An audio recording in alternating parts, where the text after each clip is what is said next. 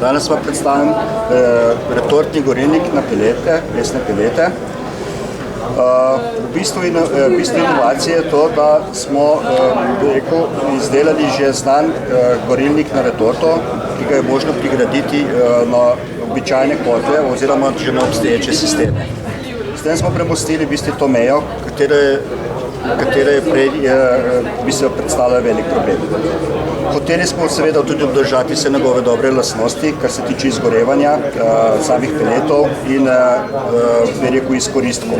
S tem, da smo vključili seveda tudi najnovejšo moderno regulacijo, ki skrbi za pravilno izgorevanje peletov, potem regulacijo samega ogrevanih tokokrogov in pripravo sanitarne vode. Sistem deluje popolnoma avtomatsko in je tudi pri okolju prijazen, kar se tiče onesnaževanja.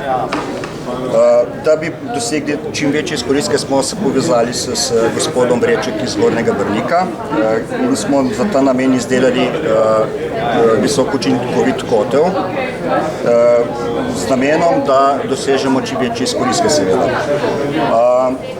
Mislim, da smo ravno s tem gorilnikom potem tudi pristopili. Vse naše mišljenje je znanega do sedaj.